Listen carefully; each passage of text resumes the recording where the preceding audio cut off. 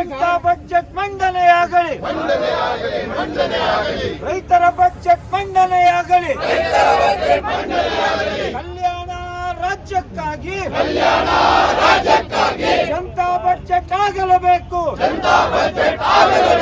ಕಲ್ಯಾಣ ರಾಜ್ಯಕ್ಕಾಗಿ ರೈತರ ಬಜೆಟ್ ಆಗಲೇಬೇಕು, ಜಾರಿಯಾಗಲಿ ಜಾರಿಯಾಗಲಿ Janata budget ಜಾರಿಯಾಗಲಿ, ಜಾರಿಯಾಗಲಿ ಜಾರಿಯಾಗಲಿ Janata budget ಜಾರಿಯಾಗಲಿ.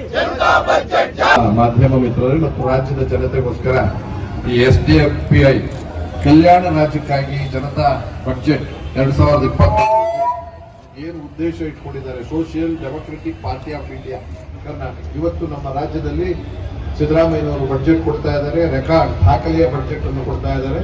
ಅದರಲ್ಲಿ ಎಲ್ಲೋ ಒಂದ್ ಕಡೆ ಒಂದು ನಮಗೆ ಅನುಮಾನ ಗುಮಾನಿಗಳು ಬಂದಿದೆ. ರಾಜ್ಯದ ಸಂಪೂರ್ಣ ಹಿತವನ್ನು ಕಾಪಾಡುವುದರಲ್ಲಿ ಹೆಚ್ಚು ಕಡಿಮೆ ಆಗ್ತಾ ಇದೆ.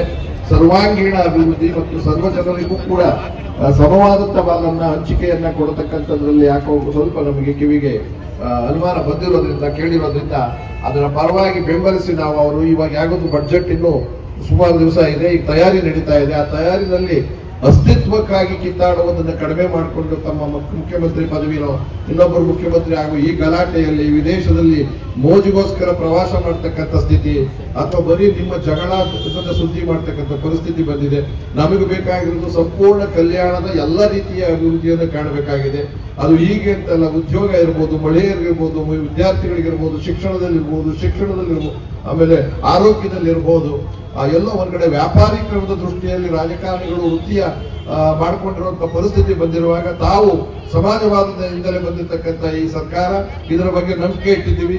ಒಂದು ವೇಳೆ ನೀವು ಕಲ್ಯಾಣ ರಾಜ್ಯಕ್ಕಾಗಿ ಬಜೆಟ್ ಅನ್ನ ಸಾರ್ವಜನಿಕರ ಬಜೆಟ್ ಮಾಡದೇ ಇದ್ರೆ ನಾವೆಲ್ಲರೂ ಸೇರಿ ದೊಡ್ಡ ಹೋರಾಟವನ್ನು ಅನಿವಾರ್ಯವಾಗಿ ಮಾಡಬೇಕಾಗುತ್ತೆ.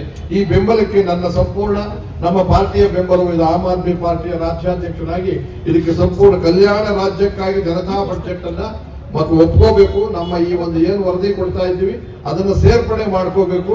ಅಥವಾ ಬಿಟ್ಟೋಗಿದ್ರೆ ಅಥವಾ ಅರಿವಿನ ಕೊರತೆಯಿಂದ ಅಥವಾ ಗೊತ್ತಿಲ್ಲದೆ ಅಥವಾ ಉದ್ದೇಶಪೂರ್ವಕವಾಗಿದ್ರೆ ಸರಿ ಮಾಡ್ಕೋಬೇಕು, ತಿದ್ದುಪಡಿ ಮಾಡ್ಕೋಬೇಕು ಅನ್ನೋದಷ್ಟೇ. ಒಂದ್ ವೇಳೆ ಮಾಡ್ಕೊಂಡಿದ್ರೆ ಇದೆಷ್ಟು ಮಾಡಿದ್ರೆ ಖಂಡಿತವಾಗ್ಲೂ ಸ್ವಾಗತಿಸ್ತೀವಿ ಮತ್ತು ಸಂತೋಷ ಮಾಡ್ತೀವಿ. ನಿಮ್ಮ ಇನ್ನೂ ಸ್ವಲ್ಪ ದಿವಸ ನೀವೇ ಮುಖ್ಯಮಂತ್ರಿ ಆಗಿ ಅನ್ನೋದಕ್ಕೂ ನಾವು ಬೆಂಬಲ ಕೊಡೋದಕ್ಕೆ ಯೋಚನೆ ಇಲ್ಲ.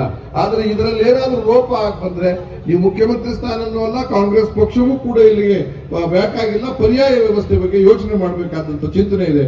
ಆ ದೃಷ್ಟಿಯಿಂದ ರಾಜ್ಯದ ಎಲ್ಲ ವರ್ಗಕ್ಕೆ ಶಿಕ್ಷಣದಿಂದ ಹಿಡಿದು, ಆರೋಗ್ಯದಿಂದ ಹಿಡಿದು, ಅಭಿವೃದ್ಧಿಯಿಂದ ಹಿಡಿದು, ಆಮೇಲೆ ಮಹಿಳೆಯರಿಂದ ಹಿಡಿದು, ಯುವಕರಿಂದ ಹಿಡಿದು ಎಲ್ಲರಿಗೂ ಕೂಡ ಒಂದು ರೀತಿಯಲ್ಲಿ ಸಮಾಧಾನಕರವಾದ ಬಜೆಟ್ ಬಂದ್ರೆ ಮಾತ್ರ ಸಂತೋಷ. ಇಲ್ಲದೆ ಹೋದ್ರೆ ನಾವು ನಿಮ್ಮ ವಿರುದ್ಧ ಹೋರಾಟ ಮಾಡಬೇಕಾಗಿದೆ. ಧನ್ಯವಾದ. ಮಜೀದ್ ತುಂಬಿ ಇವರಿಗೂ ಕೂಡ ನಾನು ವೇದಿಕೆಗೆ ಆಗಮಿಸುವಂತೆ ಕೋರಿಕೊಳ್ಳುತ್ತೇನೆ.